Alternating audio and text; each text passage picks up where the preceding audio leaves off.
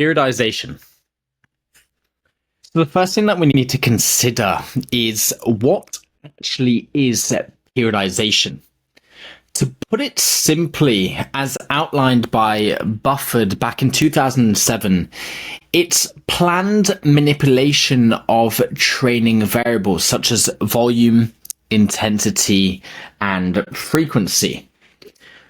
These variables are adjusted strategically over time to elicit specific training responses and to maximize your progress. But again, we need to consider factors such as recovery capacity, but also injury, because that can actually limit the extent of adaptation achievable within a training program.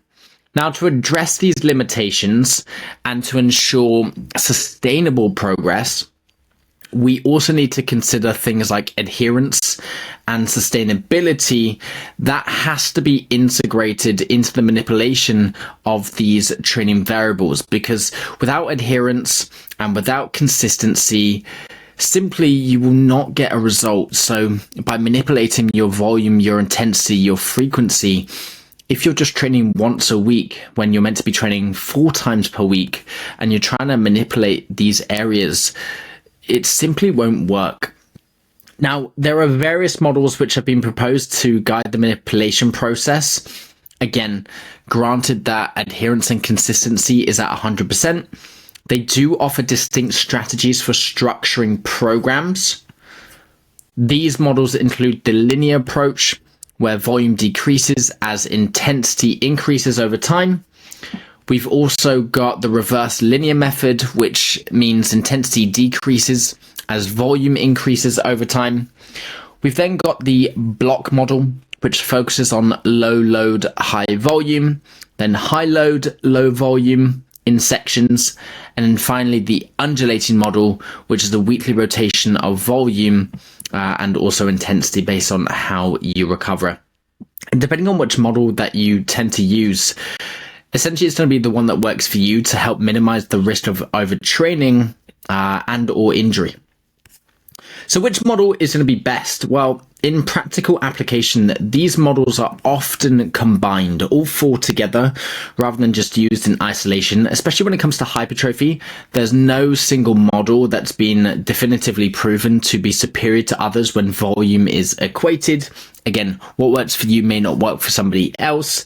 What works for you may work for somebody else, but we need to look at the effectiveness of that training plan and the ability to accommodate optimal training volume while allowing for adequate recovery. This means that the best plan is the one that strikes a balance between work and also recovery capacity. So throughout your specific training block over the next couple of weeks, months, throughout the year, programming variables will typically incorporate elements from all of these models. And it does reflect the dynamic nature of training and the need for varied stimuli to optimize progress and adaptation. So the periodization model applied: linear, undulating, block. When we actually design an effective training program, we need to consider these models and apply them. So again, linear progression involves gradually increasing both load and reps within the hypertrophy rep range. So let's say, for example, week 1, you do 100 kilos barbell bench for 8 repetitions. Then in week 2, you might increase both the load and the reps. So 105 kilo for 10 repetitions. But again, I would actually pick one over the other, increase your reps or increase the load, while adjusting volume based on your recovery.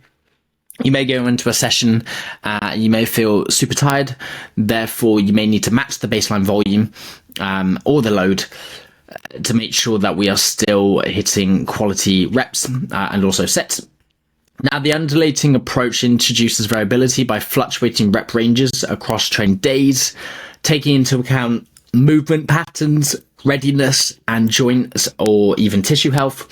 So that could be a case of you do a set of 6 to 9, a set of 10 to 12, or a set of 15.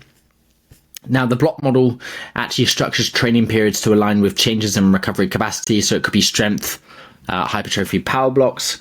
And again, volume is going to be reduced during times of lower recovery. So if you're not recovering and you're trying to run a marathon or climb Mount Everest or be the world's strongest man, simply you're not going to, which is why recovery is seriously underrated when it comes to progressing inside the gym. When we integrate these elements from each model, we can actually create a comprehensive training program which promotes consistent progress, minimizing the risk of overtraining and injury. I like the linear model, but again, I've used all 3 or even 4 models. Linear model serves the most progression for my training. So macro cycle, what is it? Well, when we're looking at long-term programming, the approach shifts towards a broader perspective throughout the calendar year. So beyond like short-term adjustments based on recovery, long-term planning actually involves mapping out the entire year to align with specific physique goals and also like timelines. So whether you're going on holiday, whether you have a photo shoot prep, whether you are entering a competition prep, it's so crucial that we determine your program needs for the year ahead within the next 4 weeks or within the next 40 weeks.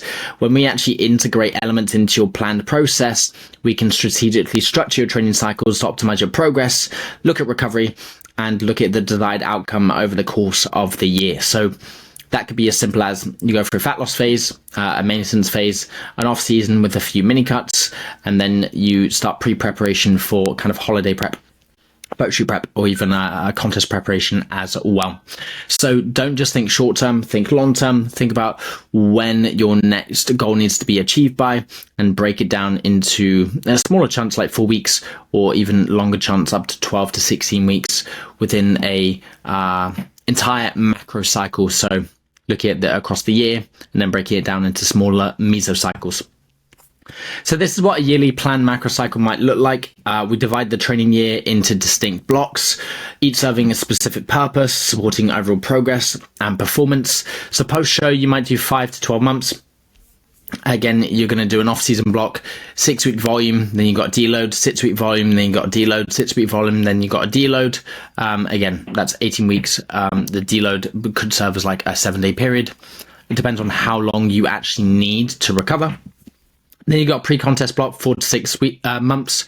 So you got an 8-week volume block, a deload, or even a taper, devolume, 8-week volume block, and then you could peak or even deload. And again, it's really important that we look at this long term as well as on a week by week basis. When we structure your training throughout the year, we can periodize your training to optimize progress and achieve peak performance, especially during the competitive season, holiday prep, or even a photo shoot prep.